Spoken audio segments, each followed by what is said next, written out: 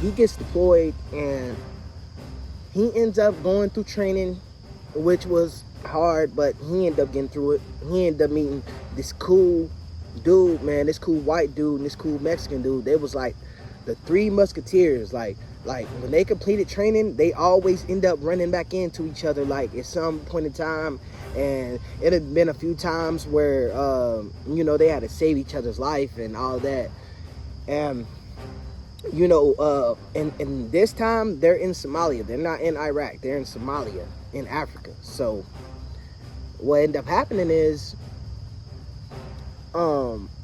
they're sitting outside one night, like, you know how they're eating lunch, in the army, and it's nighttime, and they inside the little tent thing, and everyone's sitting there at the table eating or whatever.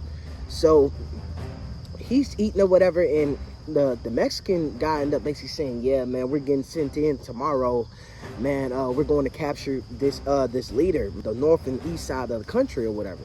So if we get this guy tomorrow, it should take at least, if anything, 15 minutes, and then everything should be good. And then the white guy's like, I mean, man, yeah, man, because I gotta make it back home to my 3-year-old daughter. Please, shoot, man, I ain't come here for no little petty stuff, man. I hope I get to use this. And he starts making the trigger finger, like, and they all start laughing. And he's like, hey, man, don't get too over y'all's heads, and make sure y'all stay, ready for tomorrow. And they're like, all right. So they get through eating or whatever. And tomorrow, they suiting up, they putting on the gear. Boss comes in, tell them everything, this is going to happen. And it's only 3 separate teams getting sent in, and each team got to like 5 soldiers. So he was going to be shipped out last. So they end up getting there in the convoys, and when they get there, all the Africans standing around, they looking, hiding behind stuff, looking, seeing these U.S. soldiers come in their country or whatever. So when they get in, they surround the little, the motel he was supposed to be at. They go in, grab dude, car pull up, put him in. They take off with a boom. So as they supposed to get in the convoys and leave, they're getting in and they're leaving, but they end up getting hit by IED, and everything goes black, right? So when he wakes up, it's not even sunny out no more. It's pitch dark. I don't know if it's because the smoke and the debris why it's dark, but he said it was dark and it was foggy around. And what he's seen with his own eyes, what I'm about to say, y'all. He said he seen the driver with no head. He was dead immediately, the driver was.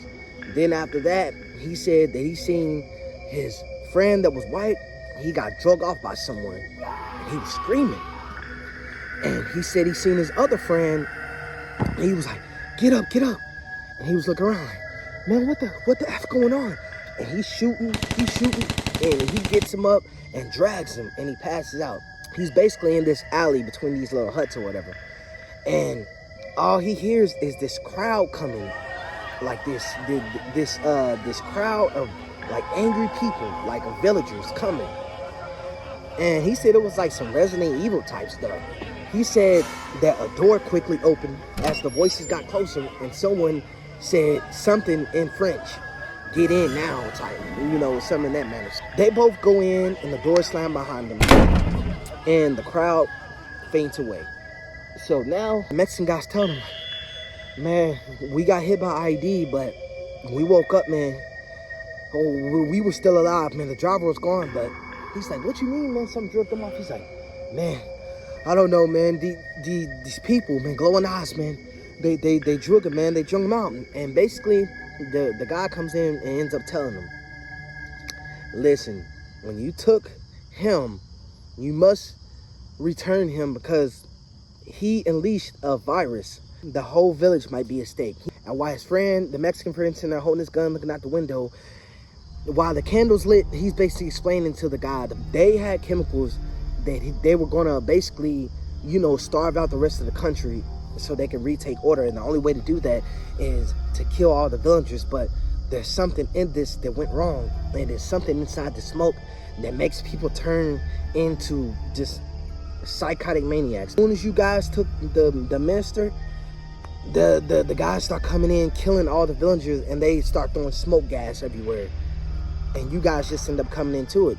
He says, I can take you to closest out of town, but you have to go here and you have to stop the gas from getting in the rest of the country.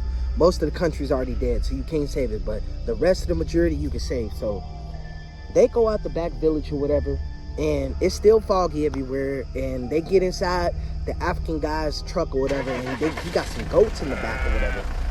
As they ride by, they just see basically, you know, just people slaughtered in the town, all type of stuff. They end up going, devise a plan. They go this way. The Mexican takes out people on this side. He takes out this. When they get up there, they end up killing dude that was protecting the gas or whatever. They get the gas, put a dynamite on it, and they radio in where to be picked up, and the African villager waves them off and goes into the fog, and all of a sudden, all the infected started coming. So they sitting there shooting, they drop one, they drop two, and hear this helicopter, and they start shooting all these bullets, killing all the infected. So they make it on top of the plaza.